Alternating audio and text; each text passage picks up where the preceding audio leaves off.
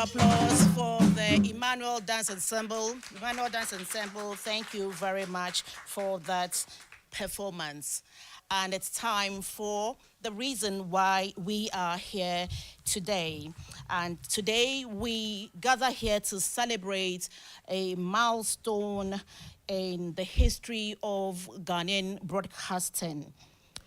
So, the one I'm going to introduce, who is going to be the speaker for this lecture, is one of us, and or has been one of us, has played a pioneering role in Ghanaian broadcasting, and she's none but Madame Sarah Akrofi Kwaku.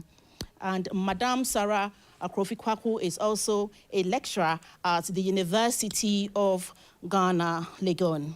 With a rousing round of applause, please welcome our speaker for today's lecture, Dr. Sarah Akrofi Kwaku, and she is going to speak on the topic, Women in Broadcasting, Pioneers of National Culture.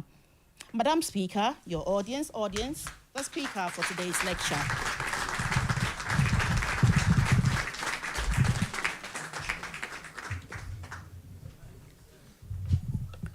Thank you very much. Part of my namesake, I know she's partly called Kwaku. So I acknowledge you, and I'm happy to be here. I say good morning to everybody, and good morning to our cherished listeners of the GBC. Good morning, Director General, and good morning, former member of the Smith. I am very happy to see you here. Distinguished broadcasters, I am one of you, and I'm home, so I'm happy to be here. I begin this address with the stories of two women's encounter with radio at different points in their lives. The first is the story of 87-year-old Kate Bannerman in her life. This was around 19 in colonial Ghana. Then she was speaking to me when she was 87. So in Osu, to an uncle's home a few kilometers away to listen to story time on radio, school-going children. And it was broadcast at 4 p.m. on Fridays when children were expected. And the stories. Kate's father was compelled to install radio receiving sets in her home so that they can engage more with story time. The second story is about Patricia Cole. Patricia was an ardent listener to Radio Ghana, and she wrote in the Radio and Television Times Review. She said, "Things like jewels and sewing machines are said to be the best friend of women. But there is another, which I think also occupies a very important place. In fact, as important a place as the former two, and that is the radio." Let us examine some of the things that make radio our best friend. She said, first, since the nature of our work at home gives us little time for other things outside, the radio is probably the only medium through which we may find some happiness in solitude. What are the benefits we women derive from the radio? She said, first, the radio gives us information about current affairs. Secondly, it gives us music, both classical and high life. And thirdly, the women's magazines programs also give us much to think about. These two stories speak to the impact of radio in the daily lives of women at different ages and at different points in time. For Kate, radio was a new place for learning, for entertainment, and for leisure. Radio was a best friend, likened to her treasure, jewels, and the sewing machines, and links her with both local and foreign cultures. And women's magazines, she said, gave her much to think about. Indeed, the advent of radio opened a new vista of life for all through its unending functions as a cultural tool. Television was a latecomer that was to define the new nation. Cultural heritage and discussion and magazine programs for women, radio has been instrumental in transmitting diverse values. Accounts of radio's antecedents as a cultural form affirm that the colonial administration promoted broadcasting to African audiences for reasons of propaganda and cultural indoctrination. That's what some of our scholars are saying. And then also for the promotion, for the promotion of gender ideologies. Established as a state institution, radio was considered an important imperialist asset for advanced colonial administration. In this regard, radio was integral to colonial efforts at molding African subjects into modern individuals. Post-colonial governments inherited this desire to modernize society, but at the same time distanced themselves from colonial models of modernization by engaging radio for national integration and cultural self-assertion, such that by the early post-colonial period of the 1960s, radio in Ghana had become a discursive space for reconfiguring the boundaries of nationhood and national unity, the boundaries of tradition and modernity, and for contesting colonial ideological values, including gender values in society.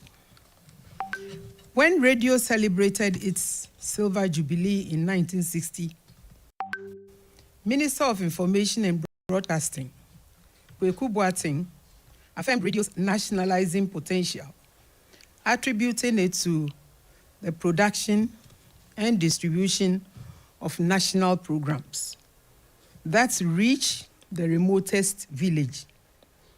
65 years on the 90th anniversary of radio's birth in Ghana, we applaud the national broadcaster, the GBC, and the pioneering work of the station's broadcasters, both male and female, in laying the foundation for a vibrant national broadcasting institution. As pioneer program makers, producers, presenters, continuity announcers, and news readers, you have influenced positively the development of broadcasting in Ghana today. I echo to the pace setters. Just a moment.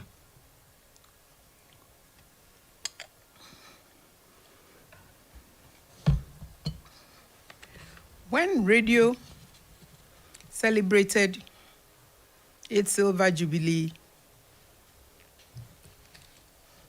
this lecture to the making of radio in Ghana.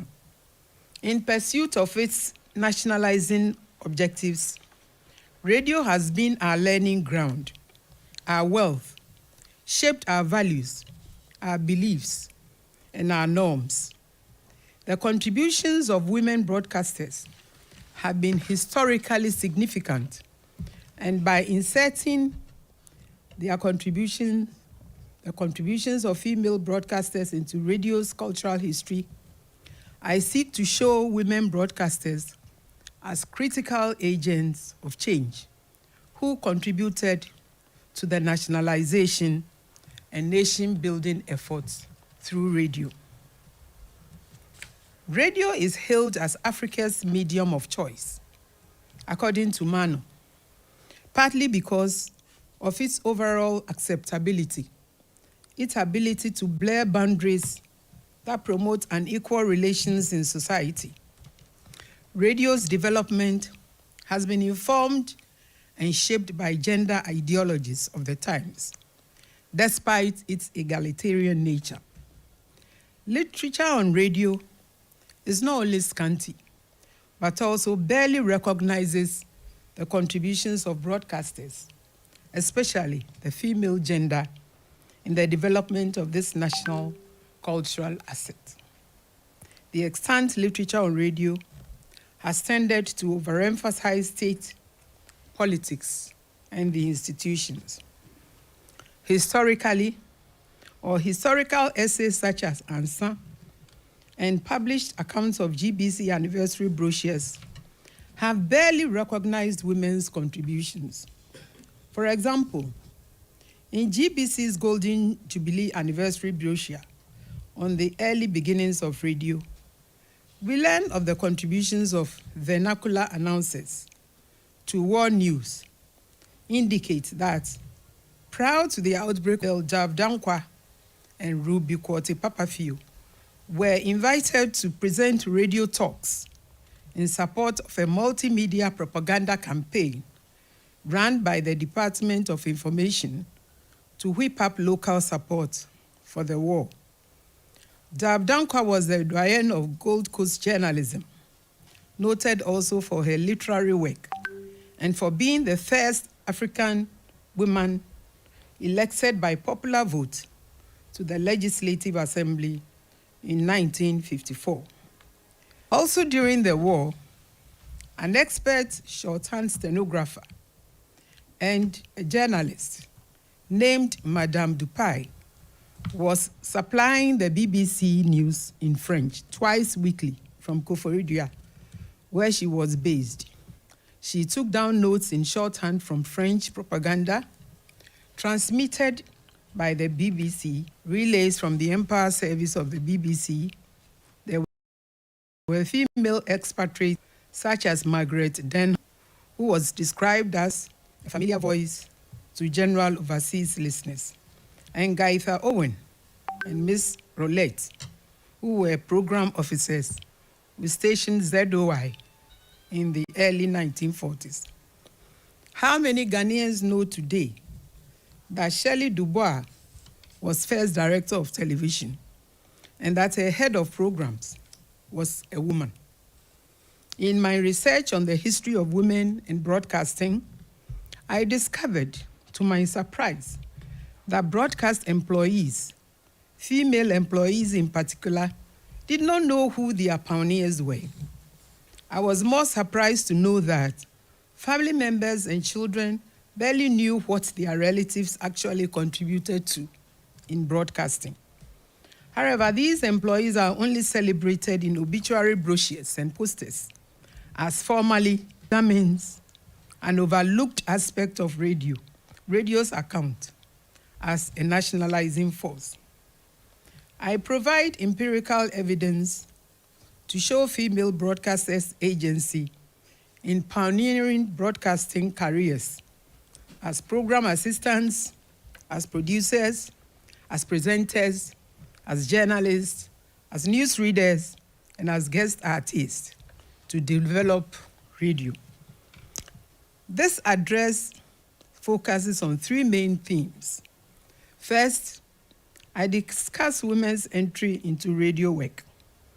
I show how the colonial administration exercised intentionality in bringing women on board to fulfill a special need in what was predominantly a male domain.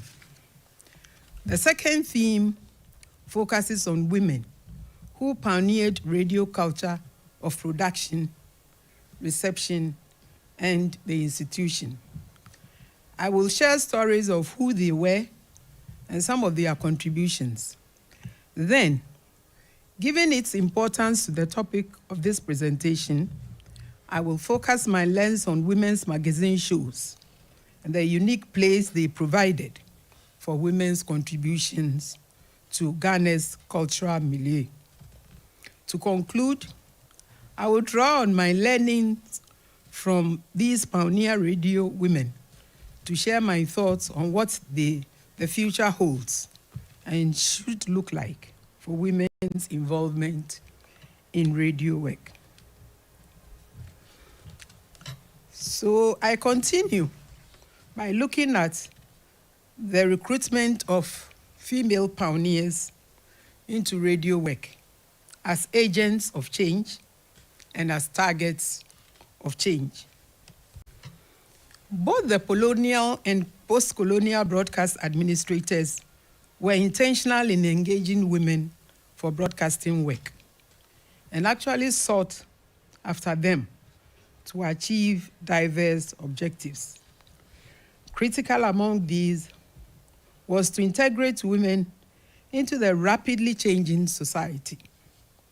Educated women were sought after because they were potential mouthpieces of cultural change. And as women, they were considered more useful in mobilizing illiterate or non-English speaking women for integration into the changing world. After World War II, and as part of the Africanization of radio, the search for women for radio work became even more urgent, due in part to concern from the Colonial Office in London that broadcasting had achieved little progress over its 12 years of existence within the elements of society. Subsequently, a letter signed in 1948 by GN limited the employment of 4 women to produce programs in Twi, Fanti, Ede, and Ga for women and children listeners who, they said, do not at present have suitable vernacular broadcast and content of the broadcast. Other requirements contained in the announcement are the ability to speak as well as speak in the vernacular, to speak English and speak in the vernacular. A clear speaking voice, that is elocution. Ages of 25 and 35 years. And then a senior Cambridge school certificate. Before the deadline, suggests that the department was contemplating another advertisement, presumably because of perceived difficulty in finding women within the specialized age brackets. Reasons were varied. Not only were educated women hard to come by, existing recruitment practices were highly skewed against women. Plus, there was the issue of a clear speaking voice. Eventually, though, these barriers will not stop women from entering the space of radio. And 4 bold, resourceful women stepped forward, and they came in as program assistants with responsibilities for assisting in program making and production. Who were these 4 women? You might be wondering. So now the pioneers. As I have hinted, 4 women responded to the application by the deadline, and they were Susan Lai, Mrs. Florence Pra, Miss Marian Smith Mensah, and Miss Dora Kofi. All 4 were accomplished teachers from mission schools, varying years of experience. Susan Lai was 31. She was a certificated teacher with 4 years work experience. Florence Pratt, 27, was a headmistress of St. Mary's Catholic School at Kolegon in Accra, with 8 years teaching experience. Dora Kofi, 25, was a certified teacher with 7 years of experience, while Marianne Smith-Mensah, 32, had 12 years teaching experience. Teachers were particularly attractive because they had credibility within the communities and could bridge the language gap and mission-educated ones in particular, were held in very high esteem. So the first batch of program makers started their careers in the newly created Program Operations Department, the heart of broadcast work. They were later assigned to substantive duties of producing women's radio in different languages. In these roles, the pioneers created spaces for women's voices on radio from diverse cultures while developing new formats for the program. Lai was assigned to the Ghana Women's Magazine. Smith Mensah produced the Fanti program, while Pra produced Tree and English programs. Broadcasting was still in its formative years. As such, it was an arena for experimentation and innovation. Despite having been recruited to work in gender-specific areas, the pioneers explored and experimented with several other program production roles, such as lending voices to scripts, undertaking program operations, and working as continuity announcers. Frances Ademola, a pioneer recruited in the early post-independence era, described the first batch of program assistants as adventurous because they charted new paths in production and presentation and became experts on air before receiving training at the BBC. The pioneers presented themselves as confident and assertive leaders right from the start, with little tolerance for any perceived discrimination against them. One of them, Dora Kofi, resigned shortly after her appointment over discrepancies in salaries, while Smith Mensah petitioned against her salary too, as compared to her male counterparts with same years of experience. This action shook the department, as the following report by Levac suggests. It seems clear that in the matter of women program assistants, we are bargaining in a seller's market, and that the status or long-term advantages of government services do not provide enough to retain the seller's services. Kofi resigned. Kofi's resignation created fears that the department had the same salary policy for men and for women. But through hard work, the pioneers negotiated gender norms and policies in the sector that threatened job progression as they tried to combine radio work, careers with marriage and motherhood. For example, which required that in the event of marriage or pregnancy, public employees may be called upon to resign, and that the continuation of appointment will be at the discretion of the head of department. Studio manager J.F.K. Kenyon had no reason to get the pioneers to resign. In 1951, his report on the performance of Lai states, during the last year, Mrs. Lai has shown considerable advancement in the standard of announcing and has set a particularly high example of her work in the continuity sector.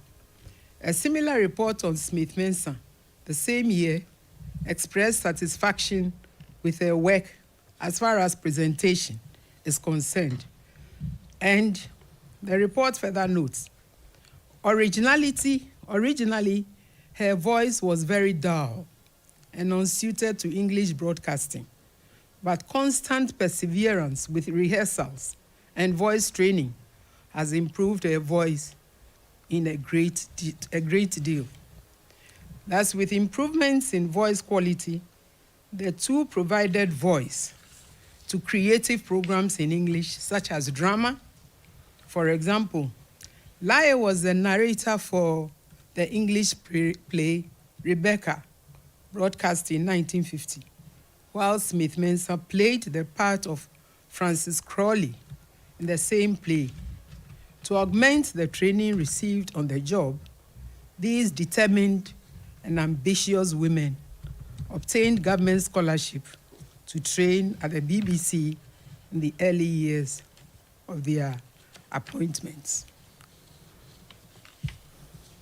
Pioneer guest artists. In the late 1940s, other women to listeners. The pioneer guest artists were Evelyn Amatefio, Emily Hesse, Christiana Sawyer, and Grace Amatefio, Esther Oklu, nee Esther Nkulenu, Benedicta Oklu, indicated that the guest artists were invited because then the station was looking for housewives to provide household tips. However, these accomplished women were not entirely full-time housewives in the real sense of the idealized stay-at-home housewife, modeled on European values of domesticity. They were visible in career spaces, negotiating a balance between their roles as housewives and mothers with work outside the home, including working as guest artists. For example, Evelyn Amatefio was a teacher and social worker, renowned for her work in resettling victims of the 1939 earthquake in Accra. Emily Hesse was a renowned educationist, and Esther Oklu, nee Nkulenu, was a budding entrepreneur. The three women were also founding members of the Federation of Gold Coast Women, a reformist organization formed in 1953 to support programs aimed at uplifting and improving the lives of girls and women. So more pioneers set in. The number of women in radio work increased prior to independence and thereafter as broadcasting services expanded. Regarding recruitment, the starting point was the school certificate. However, room was made for individuals likely to show creative abilities as writers or as linguists in music or in any capacity that will be useful to broadcasting. A second group of pioneer program makers, known as the Intake of 1955, included 4 women: Comfort Odami, Vida Corantin Asante, Joyce Na Adole Ado, and Rose Odampton. Robert Owusu, who was recruited with these 4 pioneers, recalled that the group was charged with preparing programs to meet the needs of the emerging independent state. First employed as a program organizer after a stint with the Kumasi regional station in Kumasi, Vida Corantin Asante became associated with news reading from 1970, a role she performed until she retired in 1990. And while in Kumasi, Corantin Asante produced entertainment programs such as Time for Dancing and Children's Corner, and also worked as continuity announcer. Essentially, Corantin Asante was the first female regional correspondent for Radio Ghana. She gathered and filed reports in English on important events in Kumasi for national broadcast. Rose Odampton was a teacher with diverse interests: fashion, science, and socializing. Odampton had received tuition in English and elocution while in Britain for 4 years after her secondary education in colonial Ghana. She was also conversant in French, and in the early years of external service broadcasting, Odampton translated scripts for the station. Odampton requested transfer to television when the station was started in 1965, and this underscores the flexibility of work roles of both professional women and men associated with the national broadcaster. Joyce Na Adole Ado asserted a presence in radio work, not only in news reading, but also in program production and host of Women's Half Hour, the magazine program in English. Like Odamtin, Ado also transferred to television in 1965, making another important step in her career advancement with broadcasting in the early 1970s. Joyce Ado became a household name because of 2 television programs she created, produced, and directed, namely Villa Kakalika and Avenue A. And for those of you who were young at the time, you remember these programs attracted a lot of audience viewership. Other women, such as Frances Ademola, Neekwashi Aidan, with prior broadcast training and experience from the BBC, joined broadcasting in 1956 at the dawn of independence. And many more women were employed in the early years of independence to advance the nation-building agenda of the post-colonial government. As a national broadcaster, the GBC made deliberate efforts to recruit women from diverse cultures of the country.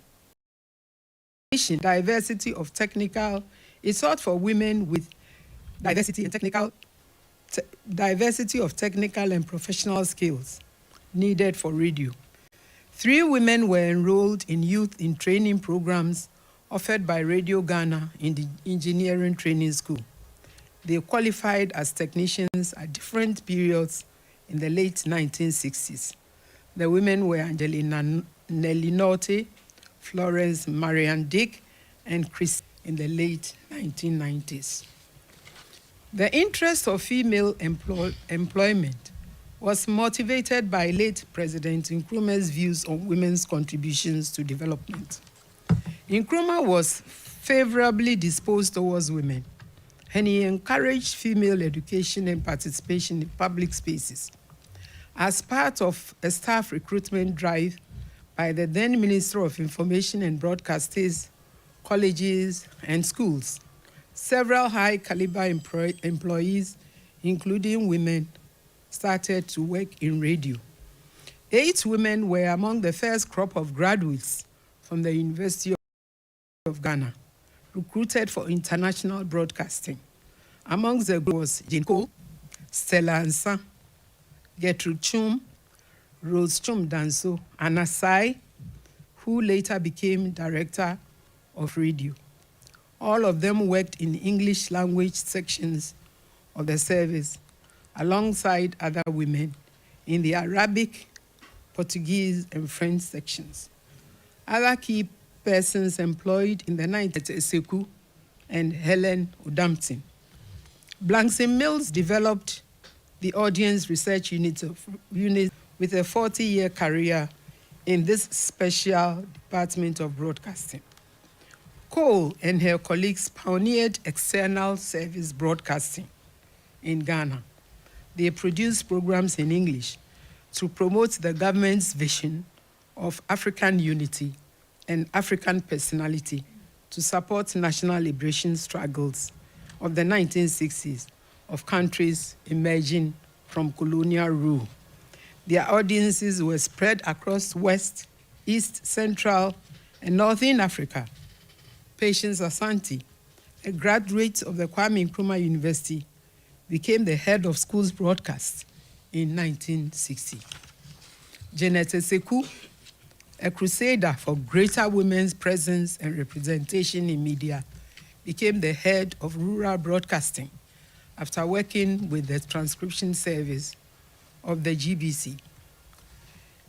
These different sets of pioneers breathed new life into broadcasting's production and reception cultures. Working as both creators and subjects of cultural narratives, the broadcasters created educational and entertainment programs.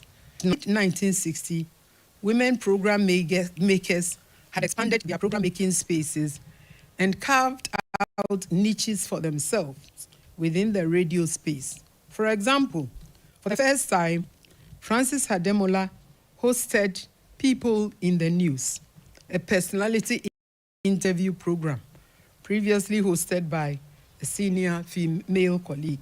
She also created a new interview program called the Sunday Magazine. And for the first time, women read the major news bulletin, a role previously performed by men. For example, Betty Kwashi-Aidon is acknowledged for breaking the prevailing myth about women and news reading in 1959. Until then, women were not allowed to read major news bulletins. Broadcast voice trainer Cleland Abebu confirmed, "We were told that women do not read the news. The rule was verbally transmitted and remained unquestionable for years, probably because it reinforced cultural claims that conferred public speaking rights on men, as Kwesi Yanka had contended." Ben Gadzekpo, a vernacular announcer in the 1940s, who became head of Radio Ghana Training School in the 1960s, attributed the practice to BBC tradition. Miranda Greenstreet pioneered commentating in 1960 and worked for 2 years with Radio Ghana before taking up an appointment with the University of Ghana. Greenstreet is remembered for her voice and elocution, which gained her a place in the male-dominated field. Her experience is instructive. She said, "I was responsible for describing what was happening to the females around the Queen. Then she was covering the Queen's visit to Ghana." And she said, including the Queen herself, the dress she was wearing, the hat, the colors, how she turned out faces. Greenstreet in on-air roles or functions, such as commentating, and suggests that women could run live radio commentaries.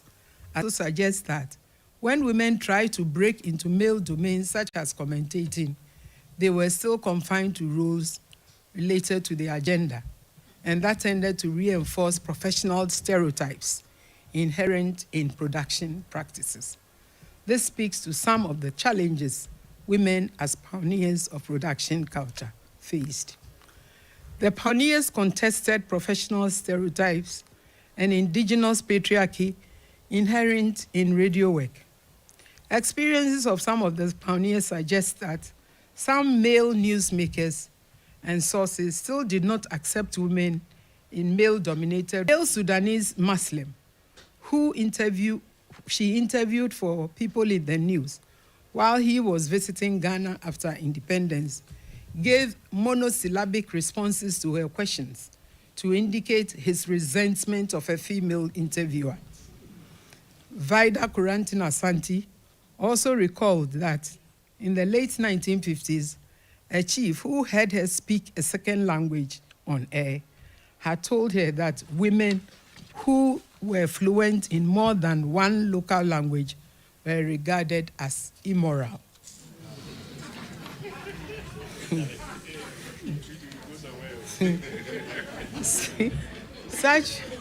Such attitudes and perceptions, however, eroded with time as more female voices were heard on air. But by the late 1960s, the impact of female presence in pioneering a national broadcast culture was evident in national discourses on radio programs such as the women's radio magazines. And let's take a look at some of the women's radio magazines and what the magazines stood for. The radio magazines were female broadcasters' main entry into professional careers in radio. Originally designed as straight talks and broadcast in both English and local languages, program makers gave the program a new character by introducing chit chats, easy conversations with guests, bringing in guests, largely educated women, to share their experiences, while at the same time interviewing women outside studio voices into studio productions. The magazine contained multiple segments, interviews. The format enabled more female voices on the program, participating as discussants, as resource persons, as guest artists, and interview subjects. They were not meant to be non-political. However, they were political in the sense of featuring women as resource persons, promoting them as achievers and as role models, while becoming the dominant forum on radio for female expression on national and international issues. The magazine served many practical functions. Foremost, the program became the new communicative space for women, a new space for public expression outside the traditional speaking spaces restricted to women.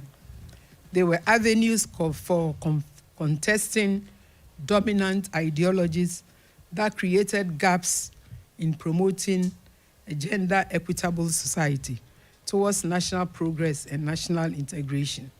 For example, one contribution to the program in 1960 states, "The days are gone when our girls were never heard of in general discussions.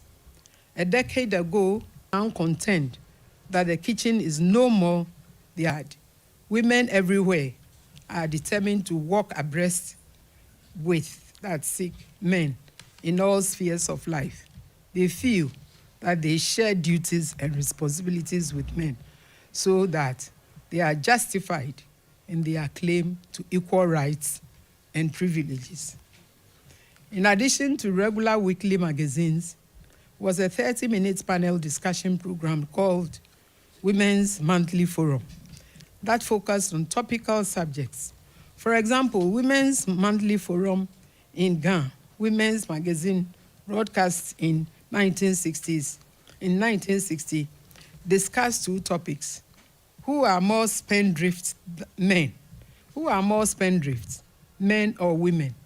And should hawking as a form of child labor be encouraged? The program became the dominant site for locating female voice on radio, the new communicative space for women. Educated women use the space to publicize activities of interest to other women and as sites for social and political expression. For example, Esther Oklu gave an eyewitness account on the inauguration of the Ghana Women's League in Accra on the Other Women's Magazine program. Also in another Other Women's program, the same month, the resource person, Muriel Wasi, was interviewed on the role of women in India.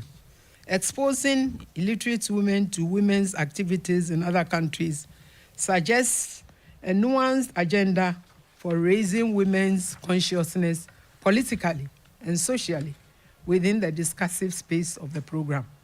At the same time, some of the topics treated sought to broaden the horizon of target audiences and to connect them as women to women in other countries.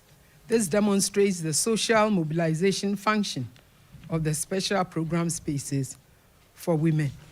The program's content disseminated information on diverse issues over and above didactic information and advice to women on homekeeping. For example, the program in Ghana called Anyeko, Well Done, focused on the blacksmith. The introduction to the program, these were made.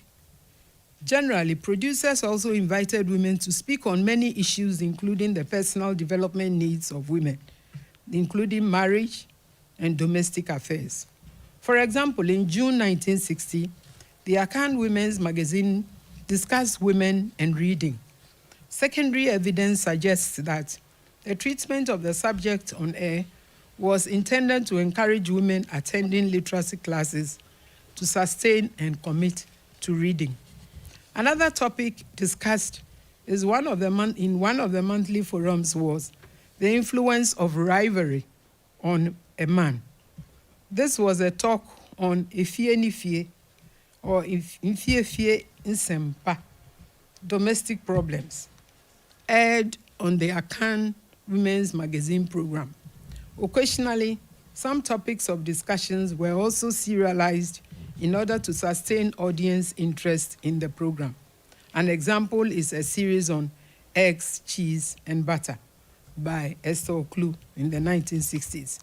In the early 1960s, producers introduced an innovative segment to celebrate female role models and personalities.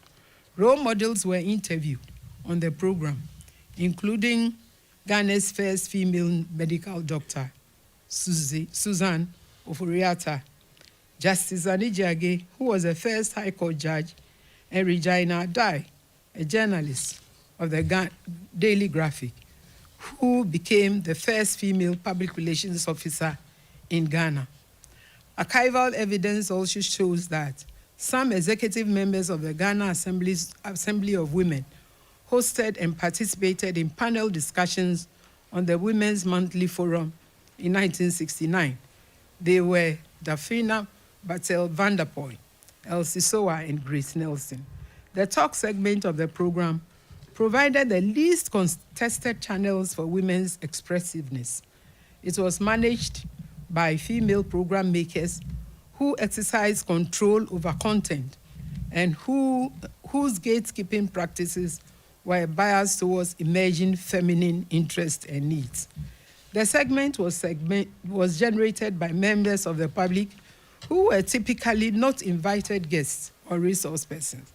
Women who wrote and presented talks typically did so as housewives and addressed the audience the same way. Those who gave talks seemed to be aware of the complexities of the changing roles of women and also who their target audiences were. Some of the writers claimed authority to speak to other women as experts. For example, Pearl Jones-Quartey, a teacher and social worker who gave regular talks on children, defended her authority as a woman of 4 children to talk on children and related subjects. Another regular contributor was Amber Atta, who identified herself as crusader for women's education and a counselor. Therefore, the talks provided insight issues as general issues in the pursuit of their own reformist agenda and the larger agenda of modernization.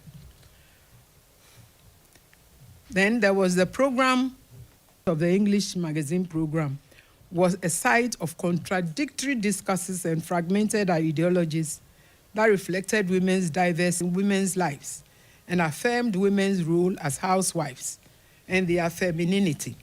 Simultaneously, some of them and to the nation as working mothers and economic providers. The talks have been discussed thematically under 7 categories and sub-themes. These categories are not mutually exclusive, as all the categories touched on social change. Essentially, the categories help in analyzing the talks within the specific discursive frames under the following topics: experiences with Western-style domesticity, women's roles, duties, and responsibilities as housewives and as working women. There were topics on women's status in society. These derive from themes of social change and depict women's views, perceptions, and experiences on women's rights and gender equality, and also women's agency in changing their status and power in society. There were topics on edification and self-improvement. The category advocated educational opportunities for women and working mothers, career guidance, and self-improvement activities such as reading. Topics on marriage and modernity focused on marriages and family, choosing a life partner, the responsibilities and expectations of married couples within ordinary marriages, such as opening joint accounts and domestic spending. There were topics on lifestyle. This included subjects such as throwing parties, shopping, planning vacations and picnics, gardening, hosting guests, civil behavior in society, and blending modern lifestyle with tradition. There were topics on fashion, grooming, and beautification. These covered sports, makeup techniques, hairdressing, and body care. And lastly, there were topics on child welfare and development that focused on child care, diet, nutrition, and changing perceptions about children. To conclude, let's look into the future to see what role GBC can play in forging ahead women's contribution to fostering gender equality and promoting a gender equitable society as national service broadcasters. In their various endeavors, the pioneer broadcasters sought to promote a gender equitable society through a publication and development. The pioneers also sought to promote a gender equitable society through programs that enabled them to function as agents of change. As we reflect on the pioneering role of women in broadcasting, those bold voices who shaped national culture through the airwaves, we are reminded that the Blazers taught us that media is not just a mirror, but a mold, a space where identity, ethics, and belonging are negotiated in real time. Their contributions laid the groundwork for inclusive storytelling, ethical journalism, and the amplification of marginalized voices. Yet too often, their legacies are relegated to footnotes in history, overshadowed by institutional memory, laws, and gendered erasures. To honor them is not to romanticize the past, but to activate it. We must document their stories, embed their values in media training, and create platforms. Their legacy is not just what they did, it's what we did with them. Let's keep their voices alive.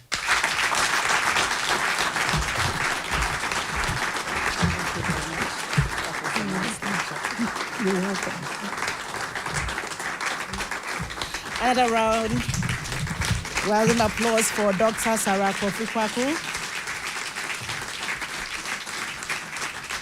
Thank you very much, Dr. Sarah Kofi-Kwaku, for that insightful and thought-provoking lecture and your expertise on women in broadcast. All enjoyed Doctor's lecture, and you also penned down your questions as there will be an open forum very soon. And as we know, it is a fact that GBC has been at the forefront of promoting women's voices and stories, and we are proud to champion this. We have a bi-weekly program on GBC, on the GBC News channel, and all we do is to promote women's voices. And our Director General is here. I don't know, do you have a word for us? Brief word. Applause. We thank you so much for joining us. And as Doctor was talking, I realized that you were and should be at the back burner. So now, without further ado, I would like to open the floor. I have to. So before my boss will take the question first. I just want a confession that after listening to Dr. Sarah Kofi-Kwaku's talk, I remembered that when I worked in the newsroom, she was my first female boss, a shift editor, a shift leader, and very disciplined, straight to the point, no nonsense. So it hit me how, as a nation, how far to be pregnant, to hear that women could not present the news.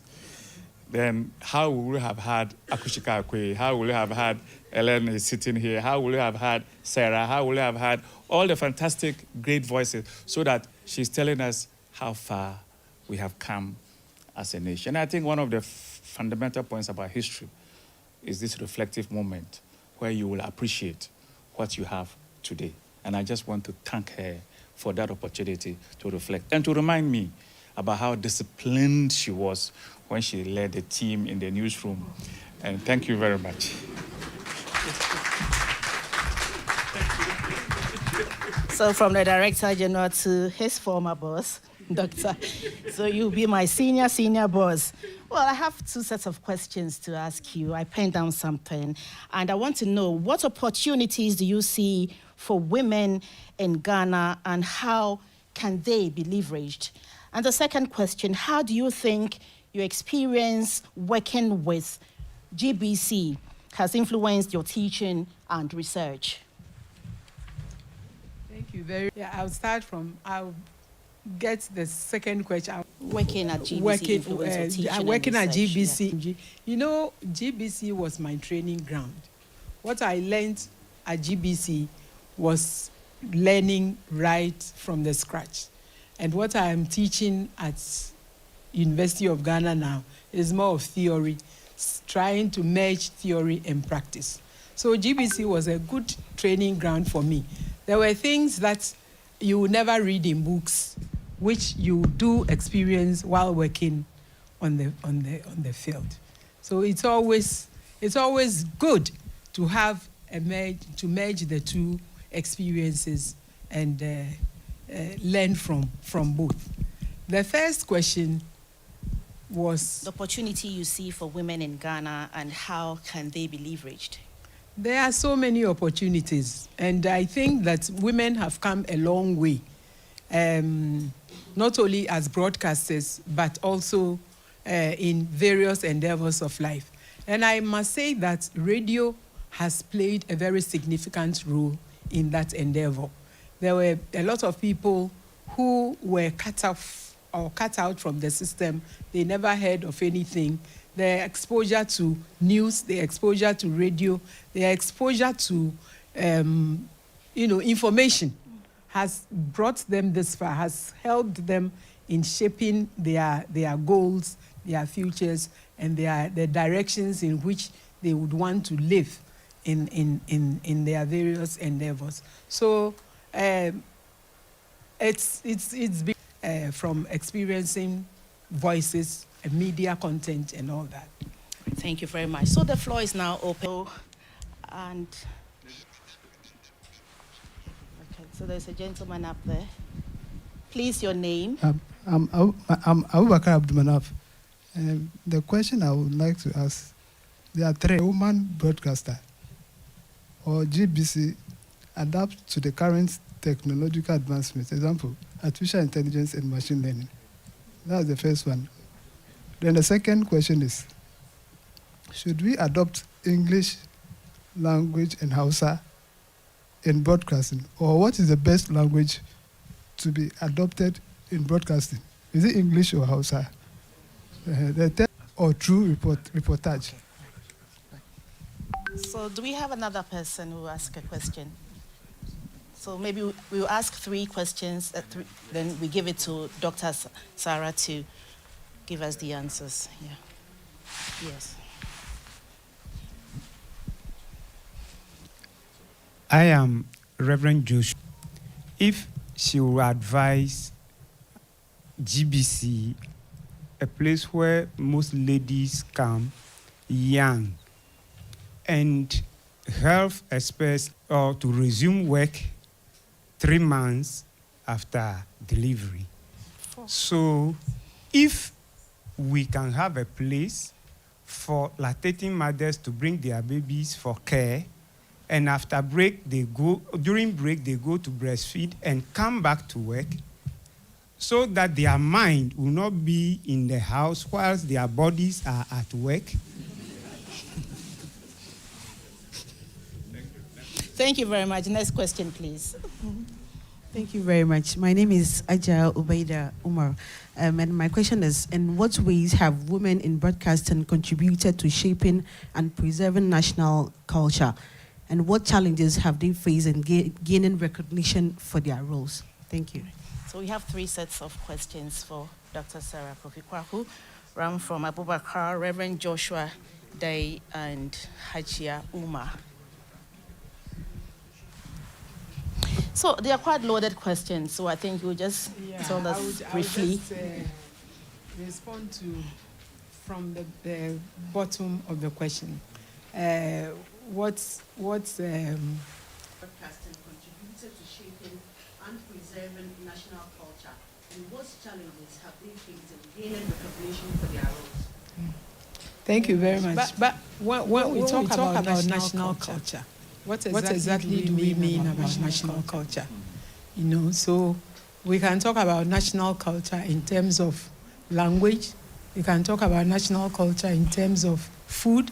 What do we actually mean by a national culture?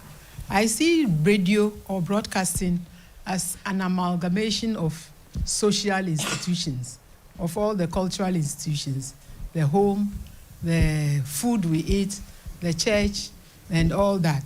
And so when we are talking about national culture, we talk about all these things in tandem. And broadcasting has been a ground for promoting all these different cultures.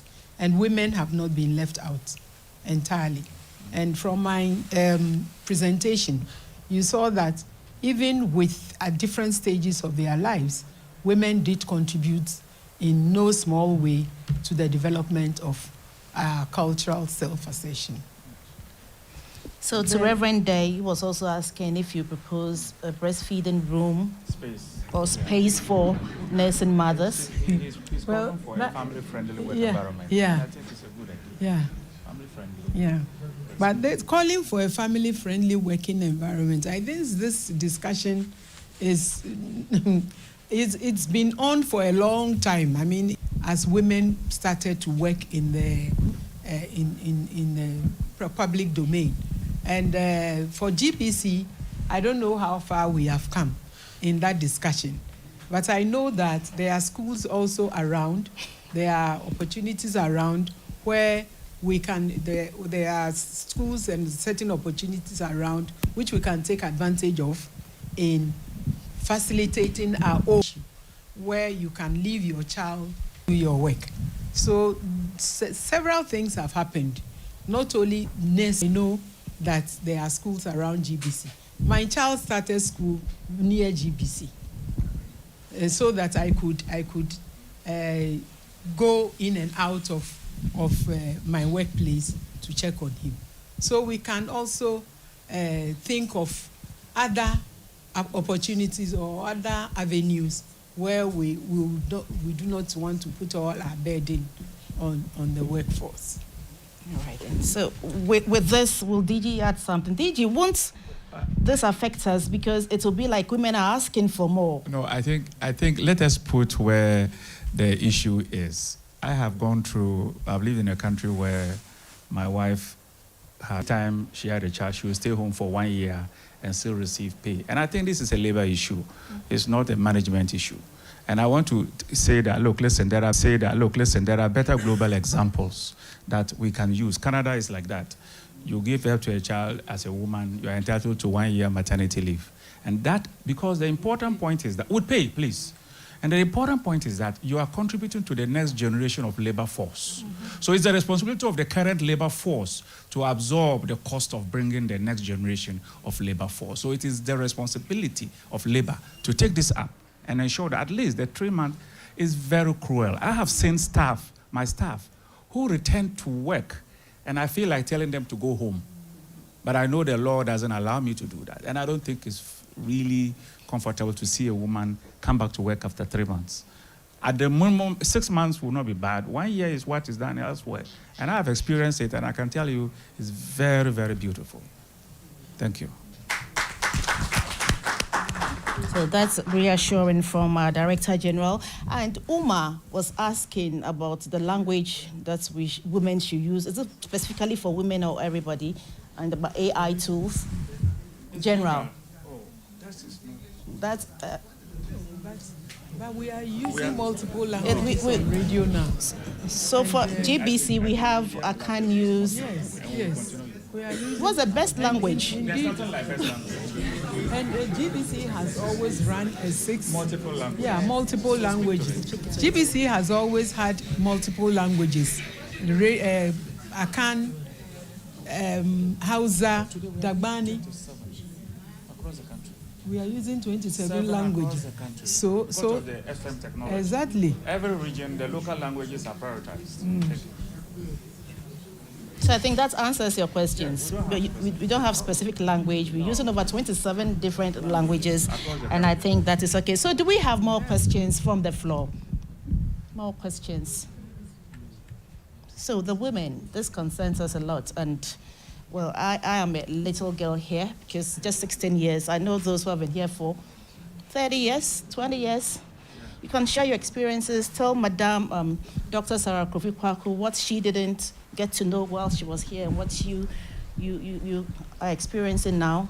To show whether we're moving forward or not.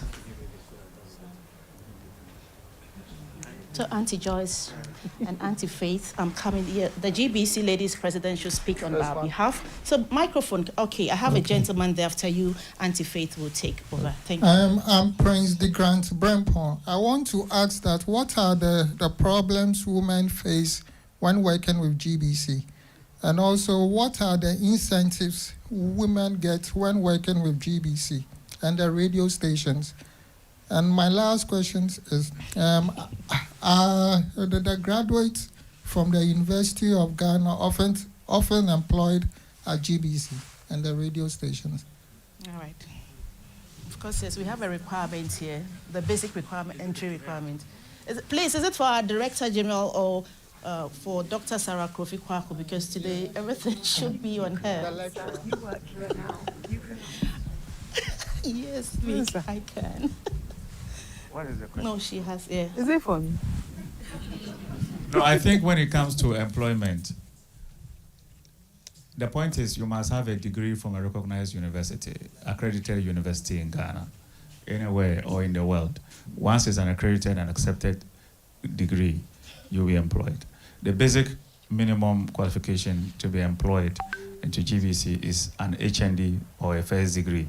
But the first degree has an advantage over the HND. HND person, you can, I think, at some point you will not be able to be promoted until you add. Then the first degree also, you have a limit at some point, you have to go further. But to be in the ranks of a senior manager and deputy director, you need to have a master's degree. These requirements are not the creation of GBC. They are the creations of the Public Service Commission of Ghana, which applies to all public sector organizations. Thank you. Okay. So, Madam Faith Ewa. I want to say thank you to Dr. Sarah Kofi-Kwaku for the lecture. It's been very inspiring. I want to thank all the ladies who started the work here. GBC ladies, we go by the name role models, and people set the pace for us, Mama Jane Cole and all that. And it was to create the opportunity for us to strengthen each other and to be the voice for the voiceless.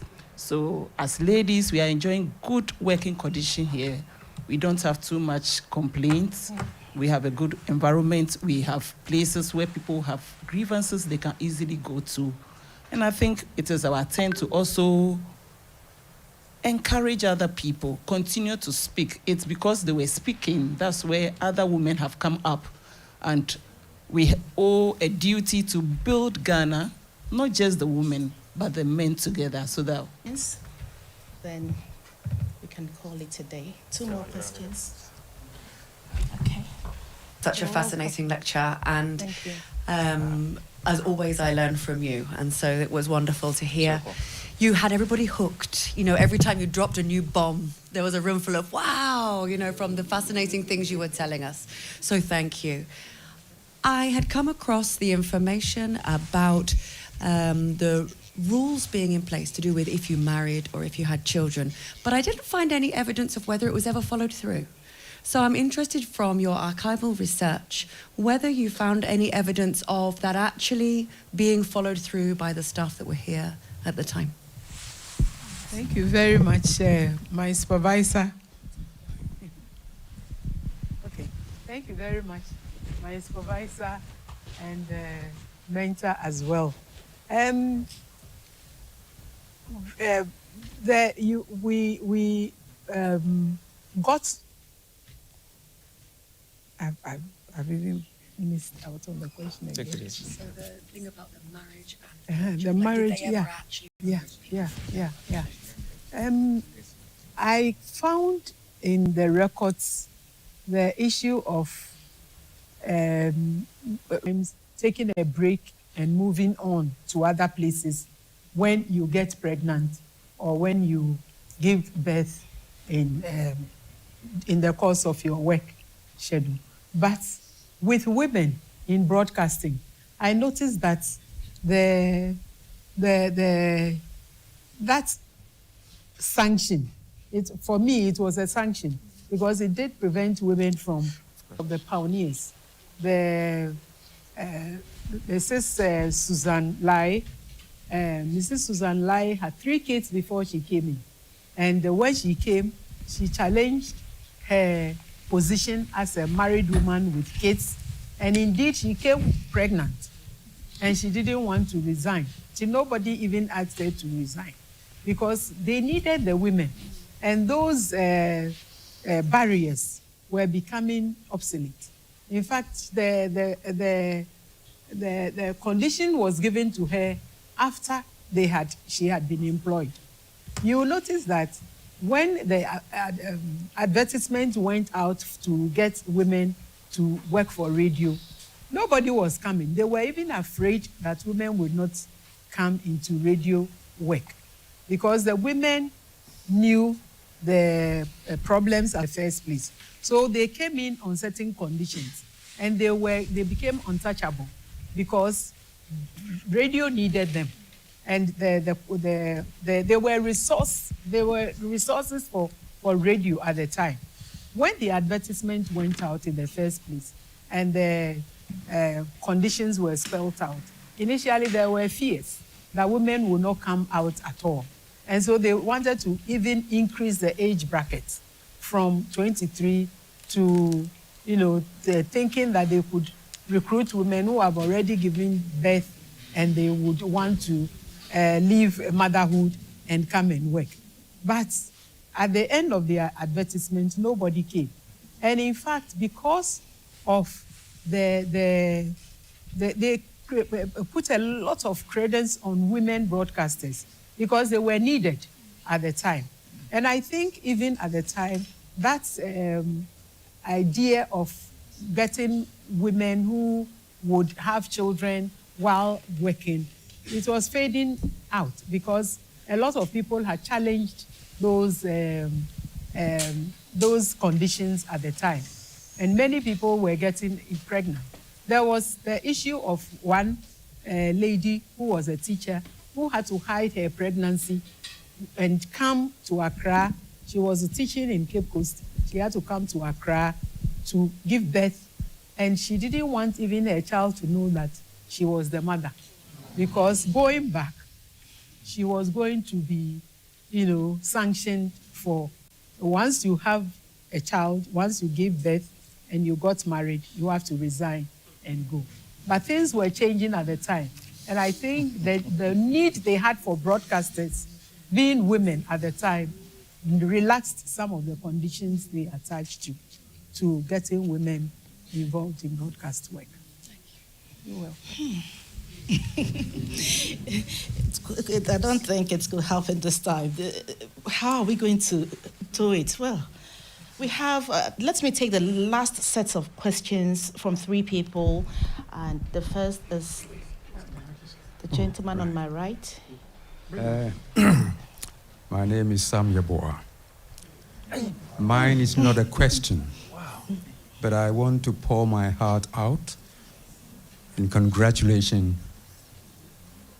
my dear Sarah, Dr. Sarah Akrofi-Kwaku.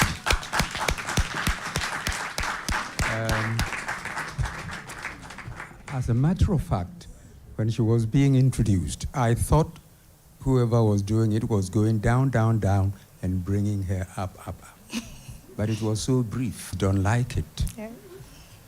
But Dr. Sarah Akrofi-Kwaku, I don't know how many of you knew you so well before hearing or meeting you here, at this time. Many years ago, over 50 years, getting to 60 and more, Doctor will remember that she was on shift working in GBC newsroom, and I was with the program operations. GBC was born in 1935, and around that time, when I was on shift, and she was also on shift, GBC had some rickety buses. And they will pick me at about 4 a.m. If I remember very well, I think she and her daddy, I think their daddy had a bungalow around Rich area or somewhere. So we'll go there. It will wake many people up. So annoying, you see. But this is how we started. So she went through all these and wouldn't like us to know. As for me, I know. Yeah, but I don't know whether at that time I was still in GBC, because for some 2 years I was away from the country on attachment in Germany. But I heard she had left. And then I started hearing of the progress she was making.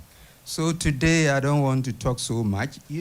Broadcasters, when we have this by our side, we tend to talk a lot. I just want to be brief. But this saying, there is a passage I think many of us know. She has attained a high position.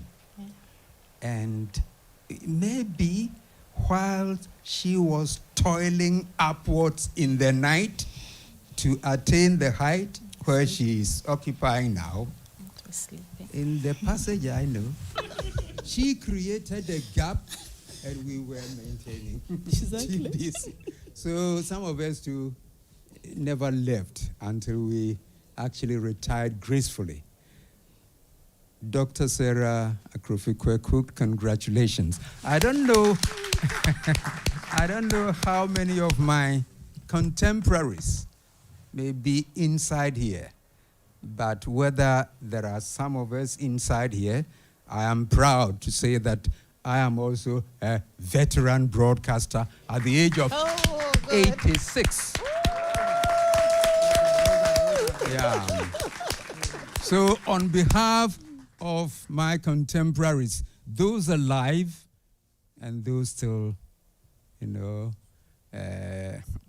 have been called to be ahead of us to the other side, I say on behalf of them all, we congratulate you. We are very happy. I am particularly happy that today I've met you here listening to you. Well done.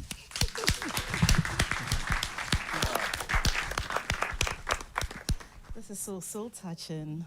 And I'm even moved here. Congratulations, Doc. Thank you. Our last set of questions then to run up. There's a question. There's a hand here, please. Well, thank you for the opportunity. Sexual abuse, harassment, sex for employment.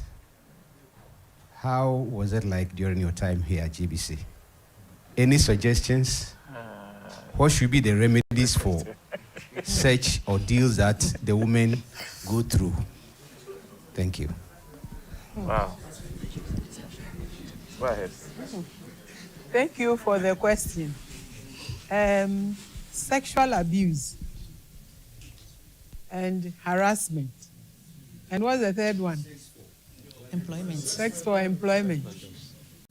While I was here, working in the radio newsroom, I never heard of any. Oh, good. I never heard of any. Perhaps there were rumors, but I don't indulge in rumors. I never heard of any. Wow. Do we have more hands up, Rashid?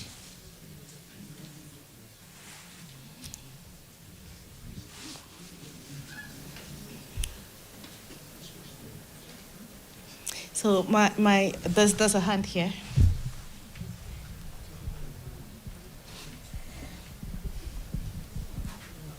My name is Frank, and my question is, in our current geopolitical context, how are the women tough enough to set the peace for the next 5 years?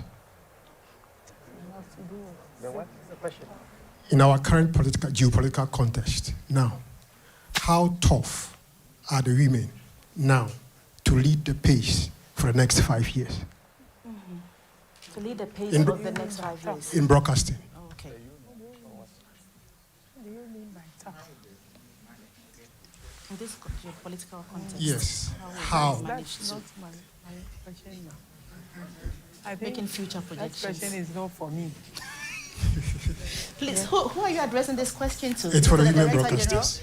No. Or is it for For Doc, please. I just want to know what the future holds for women broadcasters. For In the women current what? geopolitical context. context? Yeah. Yes. Yes. In broadcasting. Yes. The future for women in broadcasting is very bright. In the past, there were few. Today, we are seeing a lot of them. And few as they were also restricted to some program-making areas, to the roles like,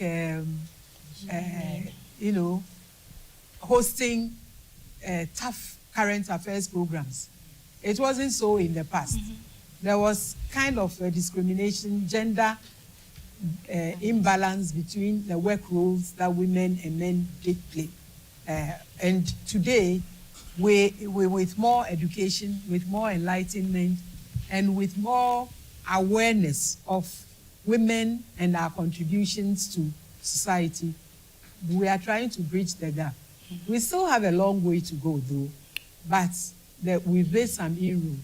We remember also that gender equality or gender equity is very crucial in the attainment of an equitable, are not merely female roles, but then they can be performed by men as well.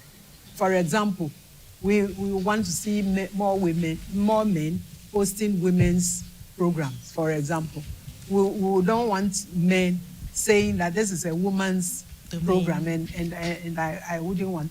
But your experiences, you may have a lot to share, and we shouldn't be restricted in the kind of roles that we play in broadcasting. All right, then. Thank you very much, Doc. So, the acting director of television, Madam Akushika Akwe. Thank you.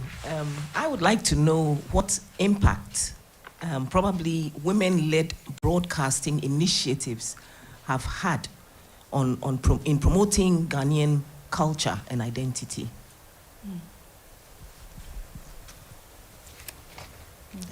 In the first place, what is Ghanaian culture and what is identity? What is Ghanaian culture? We have a culture that is saying that this culture is women's culture or women's role. I think that generally we have a culture. We have a culture to see women excel and men excel. We have a culture to see gender equity in all that we do and to be free of gender imbalances in work roles and functions. And therefore, I would want to address the question by looking.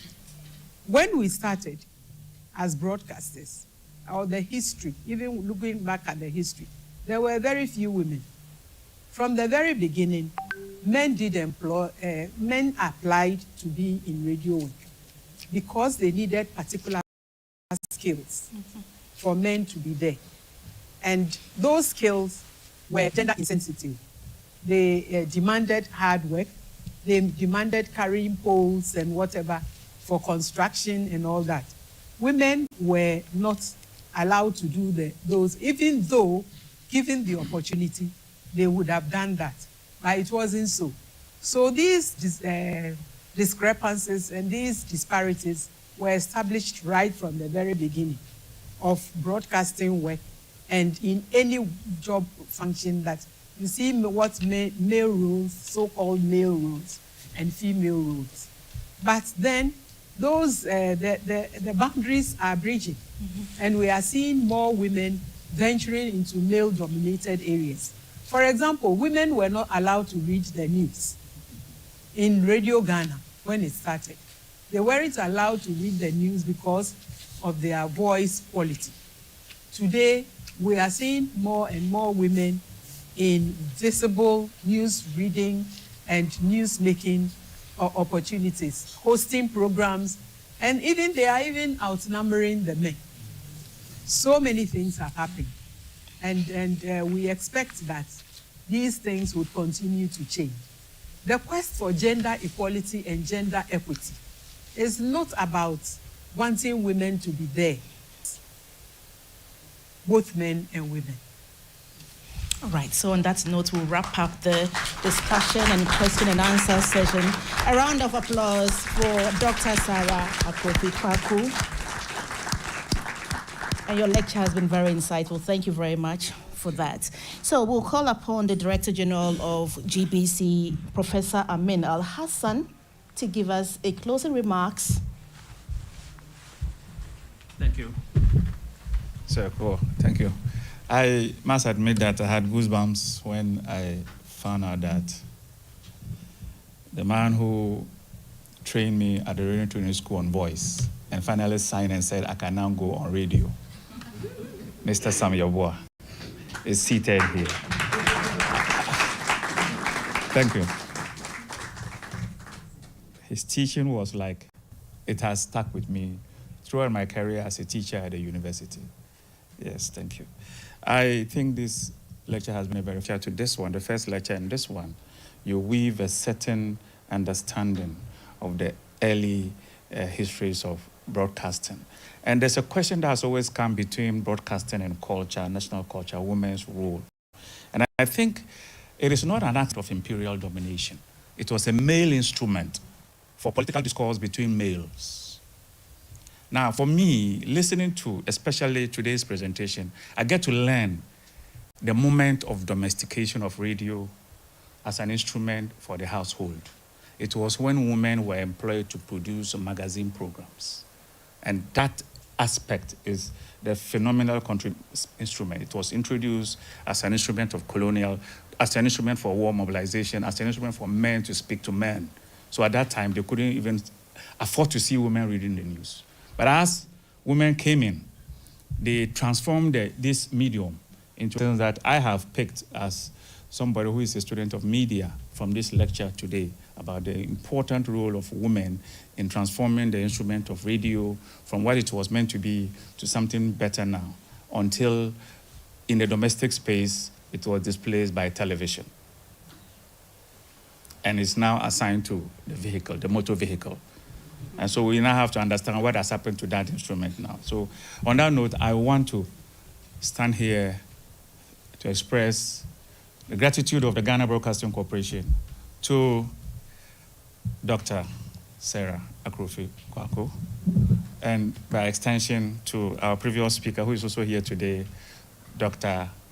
Smith, for two things: giving us a lecture the last time and producing a student who has equally given us a fantastic lecture today. Thank you.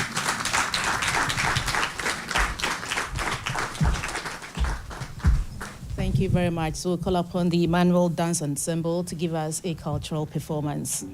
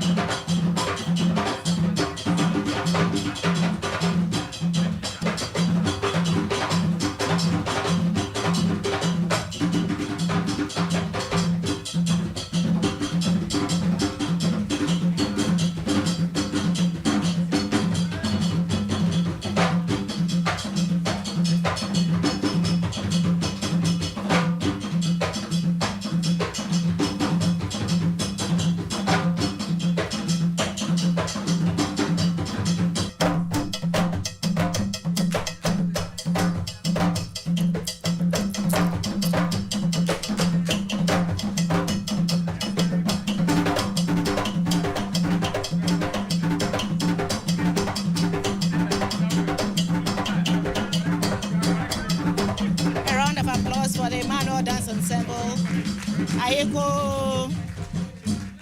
And we are just about wrapping up this program.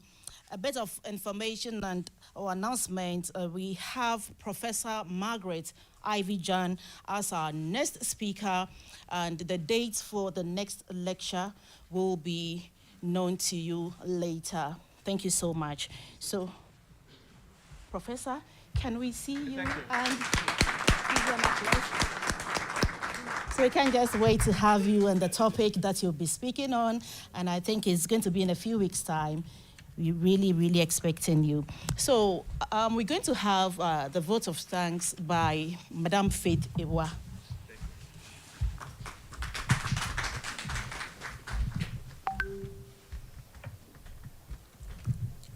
The former chairperson of NMC, board members, Director General, divisionals, and gentlemen.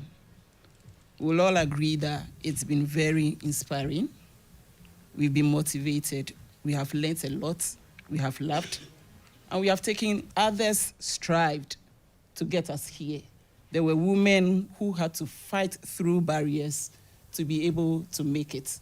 And now we enjoy good working environment, and it's our turn to continue with the good work to strengthen the future generation. So I want to say thank you to Dr. Sarah Akrofi Kwaku for the lecture. Thank you. God bless you. I want to say thank you to all the people who came here, the board members, the Director General, the divisional directors, past broadcasters, staff, and everybody who contributed to the success of this program. If you were not here, there wouldn't have been a program. We've all learned something. Thank you, thank you, thank you. Akpenami. Nyeyuradon. Mungode. Merci. Thank you. Thank you very much, Madam Faith Ewa. And we're just wrapping up in a few minutes. We're going to have the closing prayer by Hajia Omar.